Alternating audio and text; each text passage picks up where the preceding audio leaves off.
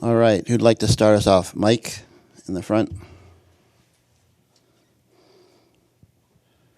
You have a starting pitcher for game one?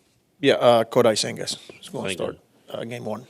Would you expect him to go maybe 3 innings, something like that? Yeah, definitely. So, And then you'll see behind him, or do you think it'll be Peterson? no, we'll see. We'll see how the game unfolds, and everybody should be available and ready to go. So, he's Senga, and then we'll see after that. Tony? You obviously had three pretty reasonable options. What made you land on Senga? Yeah, from the beginning, we wanted to put our guys in what we felt was the best position to have success, right? Considering where they're at physically, some of the innings, who needs the extra days, who do we want to keep on their normal routine. That was the case for Senga. We wanted to keep it as close as possible to his routine.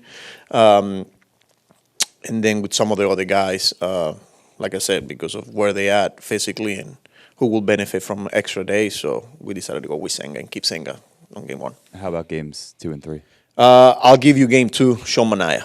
And then from there, we'll see. So Sean's going to go game two. Laura? What have you heard about Jeff McNeil and in terms of his availability when the NLCS starts? Yeah, he came out good after that game last night, played second base. After you guys probably saw it, the whole game, 5 at-bats, say he felt physically really good. He's scheduled to play right field today, and then we'll see where we at. But again, trending in the right direction, feeling good physically. 5 at-bats, 9 innings on the field. Like I say, wait till he gets through today's game, and then we'll go from there. If he's okay, do you view him having a starting role or coming off the bench? We'll see. We'll see. But if he's healthy, there's a good chance he'll be on the roster for sure, and then we'll go from there. Mike? How do you feel about playing the Dodgers? They're really good. Not a secret. That's a really good team. A lot of superstars. They're deep, and they face a lot of adversity, just like us. A lot of injuries in their pitching staff, especially, and they found a way. So we're a good team, and we'll be ready to go. But understanding that we're facing a pretty good team there. You haven't seen them since May. I mean, do you look at it as you're like a completely different team than when the last time you saw them? They got a lot of the familiar faces, lineup-wise, pretty much the same guys. And then bullpen, a lot of the same guys that we face. So, it'll be interesting because it seems like they've been using that bullpen a lot with the injuries that they're facing with their starting rotation. So, but again, they're deep, they're good, they got good players, they got a really good manager and good coaches. So it'll be fun. Tim? With Senga, during his various buildups and even when he's come back, you've been very set on the pitching him on the 6th day at the soonest. Would he be able to go on normal major league rest this now? Hopefully that's the case. Yeah. You're looking at him because there's a question of game 5, right? Right. Which I'm sure you guys Correct. looked at. Correct. Yes, and we discuss pretty much every scenario.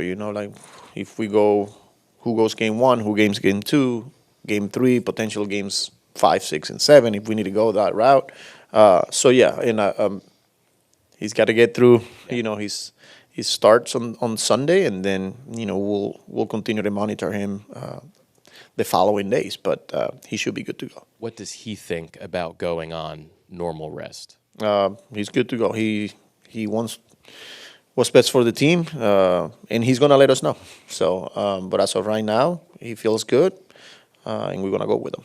More generally, with the pitching going to this round, how much of a luxury does it feel like to be able to line it up whichever way you want, which obviously not every team gets to do? Yeah, we're still facing a really good team, we got to go out there and execute. But I think overall, especially what we went through the past 2 weeks or so, with so much traveling and playing that many games on the road, not only for the starting rotation, but for our bullpen, it was good to have these couple of days off. But it was nice to have these conversations and have some choices and options. but I don't put too much into it because we still got to go out there and play well. Dave? Carlos, Lindor already had an MVP regular season. I'm counting that Atlanta game almost as like a playoff game now. But have you seen kind of if not a different gear with him, but just a kind of a different mission, just with the stakes being higher now with these games? I think I seen a different gear probably 3 months ago. But the one thing is he's calm, especially after those big swings. He's done it before, and he has. It's hard to control your emotions when in the moments like the way he's coming through. So I think I just see a more mature player that is controlling his emotion. He's calm, and he continues to perform.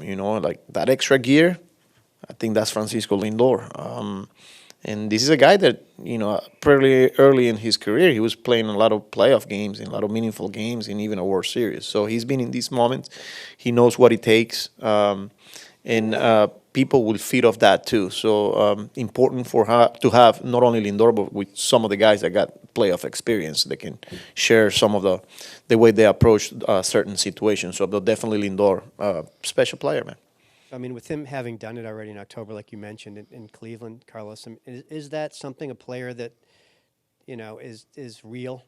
Like that they've already done it, so they're more prone to do it again, or they know what to draw on to do it He's again? a superstar. He's one of the best players in the game, and there's a reason why. But the one thing with him, man, is like he works really hard. Like his routine, his preparation, like he's always doing something, whether physically, going through video work, going through scouting reports, in the training room, in the weight room, talking to our trainers. Like, this guy is special. It's pretty amazing what he does, not only on the field, but off the field. Again, this is a superstar here that we get the privilege to watch him play and perform day in and day out, and especially in moments like this in October. So, Mark? Last time you guys saw the Dodgers was probably your rock bottom. Does it feel kind of full circle now that you have to go through them? yes. But it's a long season, we played them earlier, and especially in May when it was hard for us. And look, here we are. Yeah, getting another opportunity to face a really good team, and it'll be fun. That's for sure. There's going to be a lot of superstars on that field. Two fan bases that are intense. So, I'm not going to put too much where, hey, we were struggling. We hit rock bottom in May, and we were facing them. That's baseball. It happens. A lot of times you're going to go through struggles. And when we were playing them, we played them well there in L.A., and then they came here and they beat us. But here we are. So. Did that last game against them feel like a turning point for you? Yeah, that was the game of the team meeting, I guess, right? So, yeah, you could say that. I don't know. I mean, turning point. Like we've been through a lot, But the fact that after that game, that's when the guys got together, and then we started turning the corner. So maybe. Jerry? Hey, Carlos, when you guys lost Kodai and Jeff in the regular season, you said something along the lines of, it'd be a good conversation to have if we get them back and we can talk about it. How's it feel to be in the position where you're talking about having Kodai start game one and maybe Jeff play for you guys in this round? Yeah, it kind of hit me. I think it was yesterday when we were going through a lot of these conversations, and I went back to when I was saying, hopefully, when I announced that Senga was done for the regular season, and then when Jeff gets hit and we get the results, he's broken and he's done, and hopefully we're having this conversation, and here we were yesterday having those conversations. So it was a good feeling, pretty incredible, and I'm just glad that they are healthy now. Senga is already contributing the past series, and Jeff is now putting himself in a position where he could be a player for us in a pretty important series, in a pretty important part of our season. So, Tony? Two more from me. One, it sounds like Severino's going to have at least 10-ish days between starts. How do you manage that? Fine, because if he's somebody that needs that extra day or extra rest, is Sevy, especially to where he's at with innings and the workload and all that. So I feel we feel really good about it. So, and he's good with it. And look, we'll see what happens. Separately, as you go through your game planning for the Dodgers, how do you sort of manage the fact that they have Shohei Ohtani in the middle who can hit basically anyone at any time? Don't forget Mookie and Freeman right behind them. That's what makes them really good, That's three of the best hitters, and then you got a Teoscar Hernandez and Max Muncy, and then Will Smith, and I can go on and on. That's like I said, that's a pretty good lineup there. It's deep, they're versatile, they're righty lefty, and they can do a lot of different things offensively. They can hit the ball out of the ballpark, they control the strike zone. Not a secret, so we'll be ready. I guess what I'm asking is there any special treatment you give a player like that, or because they're so deep, you almost can't? Pick your poison kind of thing, because then you got a former MVP and Mookie Betts hitting right behind him, and then another former MVP and Freddie Freeman. It goes on and on. So the game will dictate how we're going to approach certain situations and certain guys. But again, we'll be ready to go. We'll have a plan, and we got to go out there and execute, and got to go out there and compete. Laura? As a first-year manager, is there a shift personally for you in philosophy in terms of decision-making and essentially how you approach a 7-game series as opposed to a 5-game series? Yeah, I mean, once you get to this situation here when you're playing playoff games, you're going to be aggressive at times. You guys seen the way I've used Edwin Diaz in the 7th, I think it was the other day. So, yeah, it's definitely a different style as far as, how aggressive are you gonna be with some of your move? Whether it's pinch running, pinch hitting. This is a different bullpen here. You got we haven't seen a bullpen with so many right-handed pitchers. So I have to make some adjustments here. But the game will dictate. The game will tell us. But it's definitely a different way of going about as far as managing a game. But our preparation, our communication, and all that stays the same. And how does that weigh into the decision of whether to carry an extra pitcher or to have an extra position player? Yeah, and those are some of the discussions that we're having because of, we're probably going to be facing a lot of their bullpen. And do we need that extra left-handed hitter? Do we need to have that versatility? Do we need to have that extra pitcher because of a 7-game set? So it's fun to have these conversations. Let's put it that way. Tim? Why did you guys work out here and then fly as opposed to the opposite? Yeah, because one, we didn't know where we were going, and two, we want to use our facilities, and then just kind of get our work in, get on the plane, and not having to get off the plane after 6-hour flight and go to the ballpark, and then so we decided because again we didn't know where we were going and all that, we decided to just stay here, do everything here, and then fly and just go straight to the hotel. Jorge?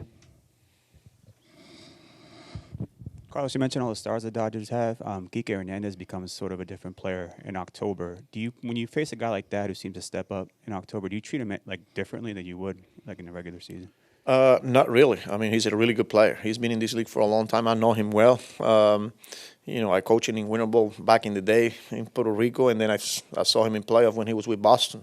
And he seems like he's built for this moment. So, and that's what. I continue to say that's a deep roster, that's a deep lineup, because now you're looking at a guy like Kike Hernandez, probably hitting down in the bottom of the order, and you see what he's done last night, came through again, and he brings a lot of energy, and he's a really good player. So